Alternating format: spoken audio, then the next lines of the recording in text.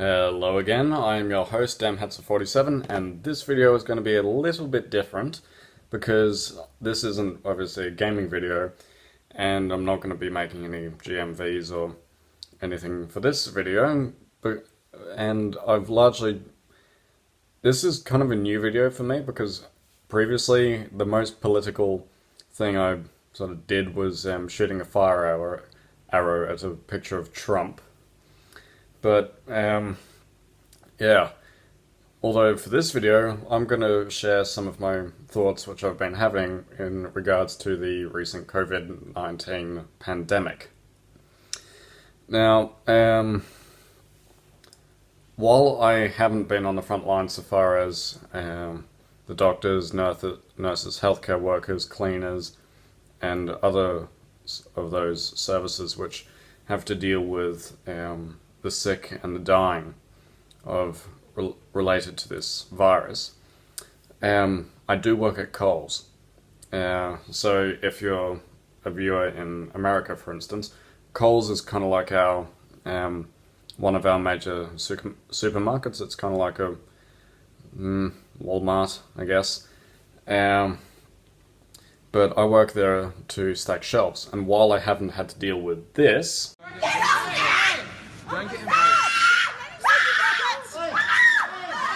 I have had to deal with this. Suddenly basics are running off the shelves and the most sought after item is toilet paper. So, pretty much when all the panic buying started, I was getting constant questions about, oh, when is the next load of toilet paper coming in? I can't wipe my ass and I've only got one roll left.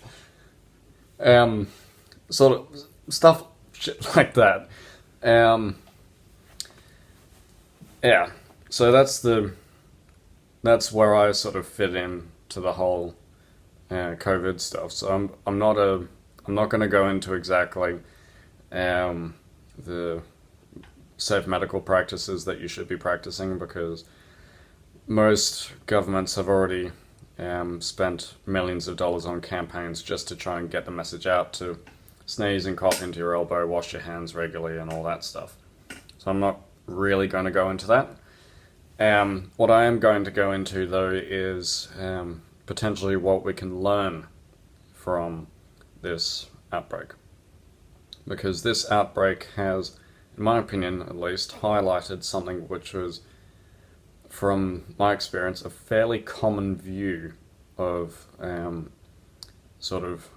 my family and my friends, of particularly Australia's reliance on China. China, the Australian government has set up some trading between us and the Chinese, which is kind of a one-sided trade deal. Now I'm not going to I don't want to come off as racist, but what has tended to happen in the past is, and it's been happening, is we've mined the raw materials, say coal, iron ore. Most of that has then gone to China.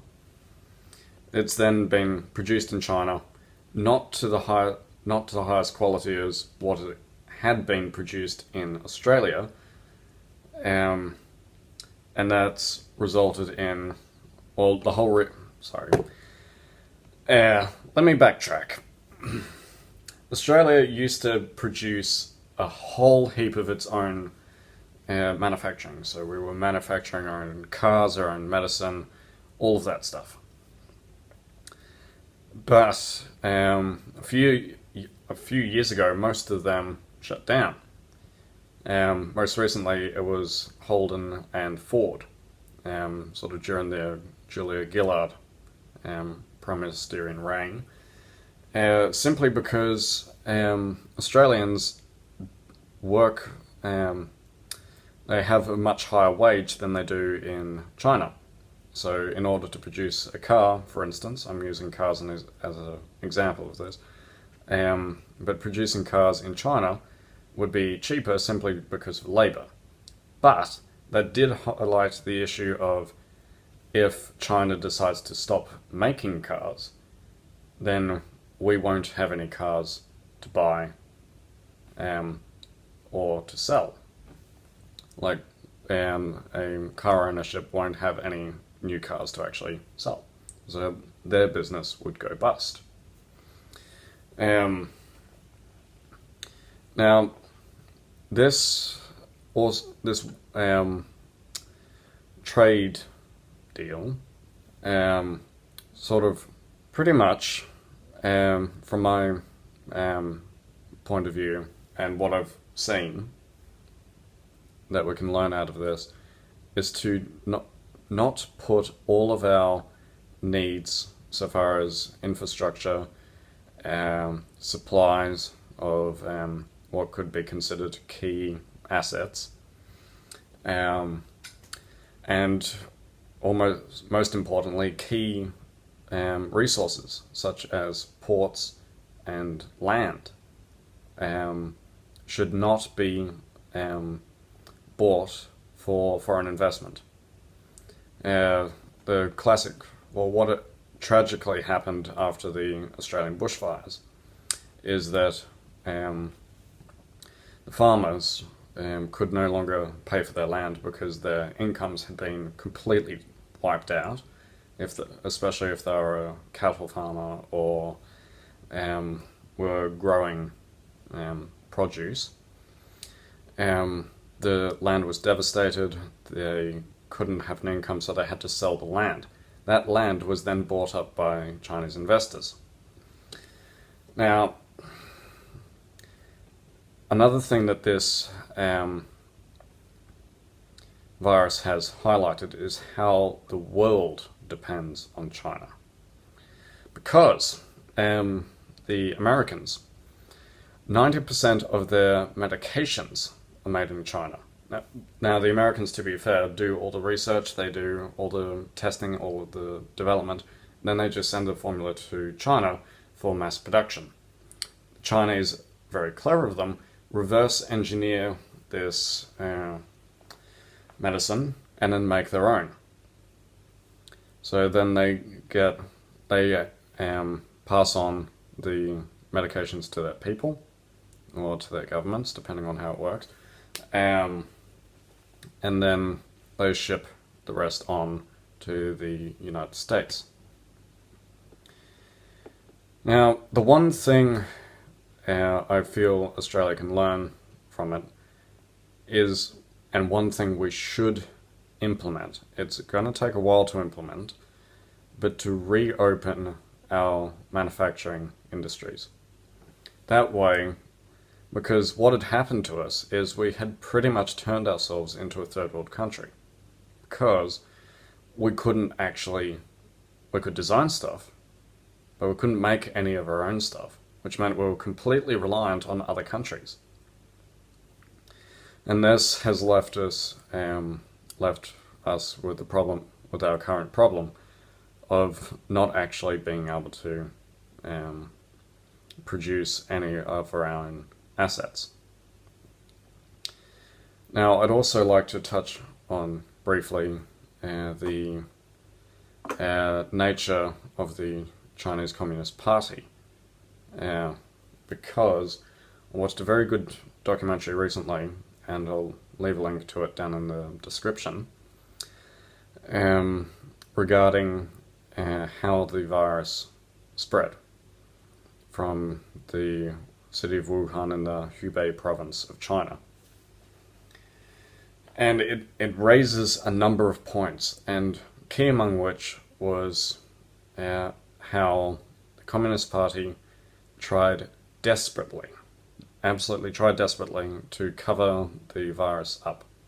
They had scientists researching and documenting this, as it was known in early December as mysterious pneumonia, because it wasn't named at that point. They were researching and collecting data on it before the story of the bats at the Chinese wet market came out. And they were documenting this, and the Chinese authorities ordered that their research cease, that all samples of the disease they had be destroyed, and that they should not research it any further. Then a story was made by the government that all of this coronavirus had started at this fish market because someone had digested, although that they had uncooked bats there, and that's where the virus had come from. They then quarantined that and completely they did the whole shebang so far as cleanup. However, that has been viewed by some to be more like destroying evidence at a crime scene. Now, I want to take a step back to a time when there was another communist superpower, the Soviet Union, from 1917 through to 1991. Now, on April 26, 1986, something happened that would irreversibly change the Soviet Union, so far as its relation between its government and its people. The Vladimir Lenin nuclear power plant, also known as Chernobyl, exploded. Now, there was a massive cover-up event following this, and that resulted in thousands of people, tens of thousands of people being affected. I can go into more detail in a later video should you be interested in it. But the main, and if you also want more information, you can go and watch HBO's miniseries of Chernobyl, which I highly recommend. If you're interested in not only what happened, but also how it went so wrong. But returning to the story, that incident ultimately led to the mistrust of the government between the Soviet people, and that resulted in the dissolution of the Soviet Union in 1991. Now, how this all relates to the coronavirus?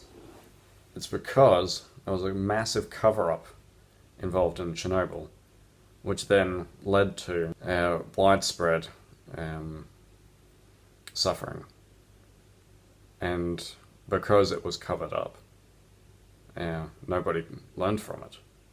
So history repeats itself, and that's another thing that I want people to learn from this. So I know that was probably a bit of a depressing video to make, but that's sort of my views on the coronavirus as they stand. Like I say, I wish that the Australian government has the foresight to start to reopen our own manufacturing capability, not only to save our economy, but to future-proof us, in a sense, from what may happen if something like this does occur. So I hope you guys enjoyed that video. Don't forget to like and subscribe, and I'll catch you all next time.